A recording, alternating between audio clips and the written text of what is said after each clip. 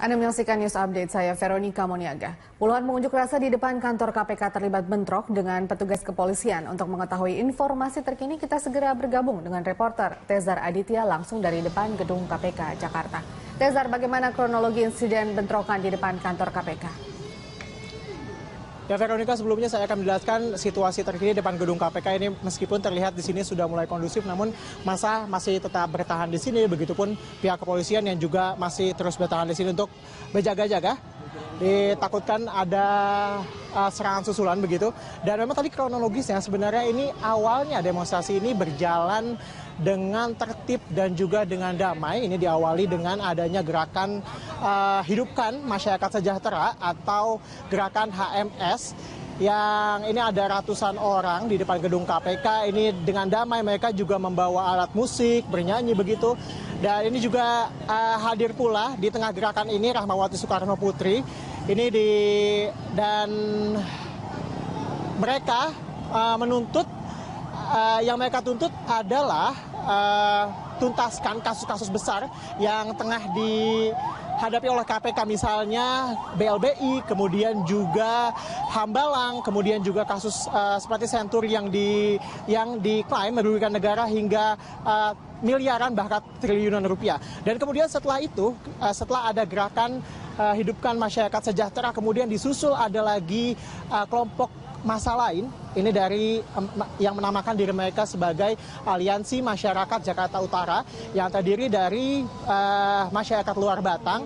Dan ini mereka menyusul datang kemudian ketika mereka ada GMS ini sedang menyanyikan lagu begitu, mereka tiba-tiba menggebrak perlindungan kepolisian. Dan ini kemudian diperingatkan oleh pihak kepolisian dengan tembakan ke udara begitu, tembakan air mata begitu.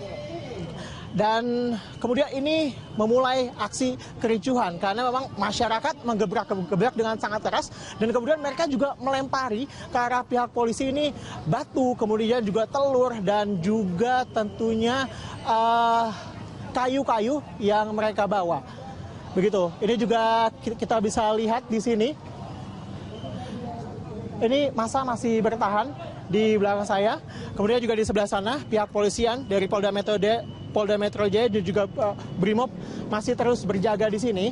Mengingat bahwa dari kejadian ini ada 6 hingga 7 orang, kami belum dapat mengkonfirmasi ada 6 atau 7 orang ini yang diamankan oleh pihak kepolisian. Dan massa di sini masih berupaya untuk bernegosiasi dengan pihak kepolisian untuk dapat membawa pulang kawan-kawan mereka langsung, jadi tidak perlu ditahan atau tidak perlu diinapkan begitu. Mereka masih bernegosiasi dengan pihak kepolisian untuk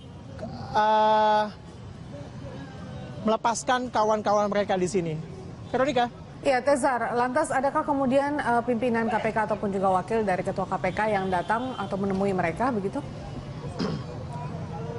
Ya Veronica, sebenarnya ini pimpinan KPK ini sudah menemui mereka atau perwakilan dari KPK di dalam gedung KPK. Tadi bahkan sebelum ricuh, ini dari Rahmawati Soekarno Putri juga sudah masuk ke dalam gedung KPK. Kemudian juga ketika menyusul adalah Aliansi Masyarakat Jakarta Utara. Ini kami juga belum mengetahui apakah sebenarnya sudah ada dari gerakan Aliansi Masyarakat Jakarta Utara yang sudah diterima, karena memang yang memulai keributan adalah gerakan Aliansi Masyarakat Jakarta Utara. Dan berikut kami memiliki cuplikan dari gambar bentrokan yang terjadi beberapa waktu sebelum ini.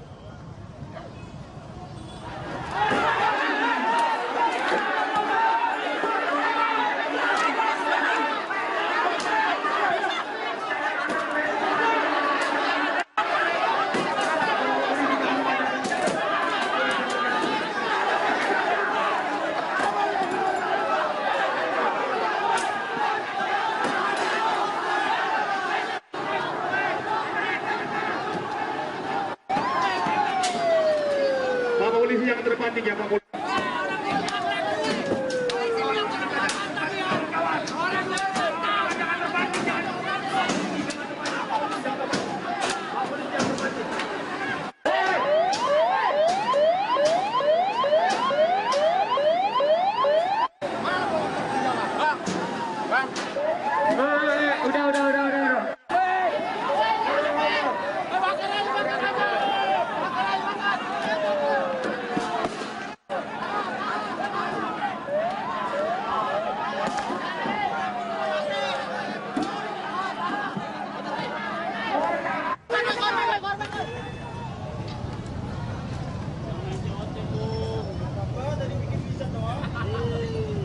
Ya. Demikian, Faye. Tezar, Anda masih bisa mendengar saya? Pertanyaan terakhir saya adalah setelah kemudian perwakilan dari pengunjuk rasa bertemu dengan pimpinan KPK, apa kesepakatan yang sudah disepakati sebelumnya? Karena unjuk rasa masih tetap berlangsung begitu, Tezar. Ya, Faye, dapat kami luruskan kembali bahwa di sini ada dua demonstrasi, Faye. Yang pertama adalah gerakan Hidupkan Masyarakat Sejahtera ini yang sudah diterima oleh pimpinan KPK tadi. Salah satunya adalah ada putri dari Presiden pertama, Megawati Soekarno Putri, ini juga yang sudah masuk ke dalam gedung KPK.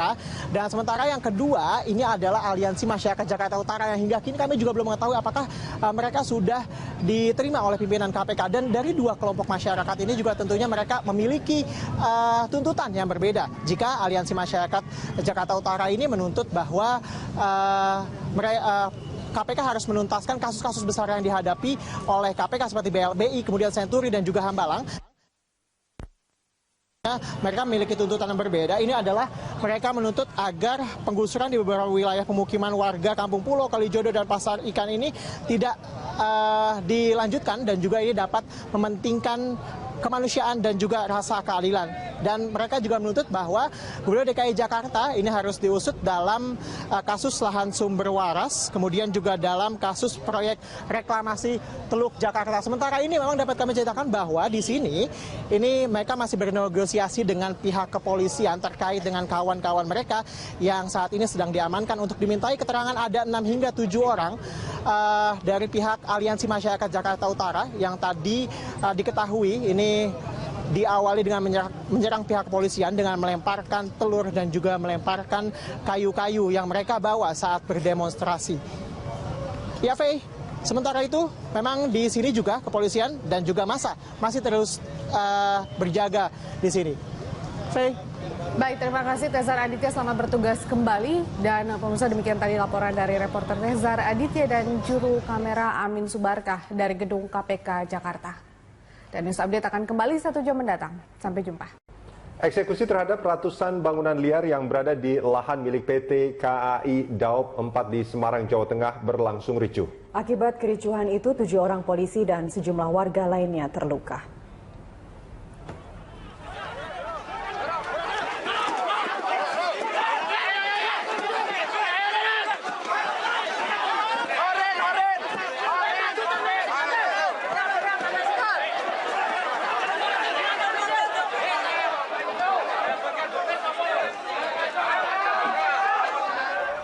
Bentrokan antara polisi dengan warga ini tidak terhindarkan saat warga menolak untuk digusur.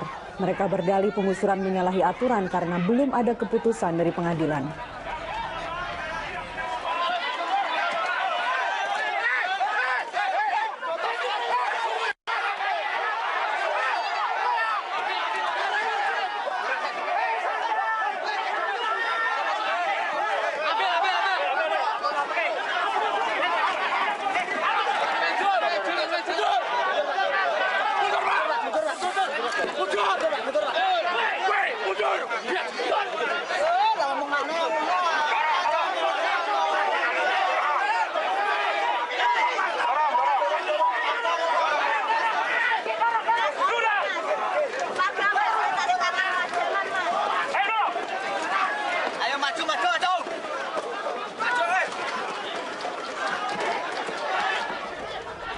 Kericuhan mereda saat Wali Kota Semarang, Hendrar Prihadi, datang ke lokasi. Akhirnya warga menyepakati 17 rumah yang belum dieksekusi akan dibongkar sendiri. Selain itu, warga yang terdampak penggusuran akan direlokasi ke rumah susun Kudu. Berdasar data PT KAI, setidaknya ada 130 bidang lahan di Kebonharjo yang dieksekusi. 17 bidang diantaranya sudah bersertifikat hak milik dan 12 bidang merupakan fasum. Saat eksekusi, sebanyak 1.750 personil TNI, Polri, Satpol PP, dan karyawan PT KAI dikerahkan. Eksekusi dilakukan untuk pembuatan jalur reaktivasi atau shortcut rel PT KAI dari Stasiun Tawang menuju Pelabuhan Tanjung Mas. Saya setelah ini akan ketemu sama Pak Lurah untuk menginventarisir warga yang terkena pembongkaran. Pemerintah kota menyiapkan rusunawa di wilayah Kudu, ya. Yang mau masuk sana segera mendaftar Pak Lurah dan segera bisa ditempati pada minggu depan. Yang kasihan tuh yang SD-nya kan sedang jalan ujian.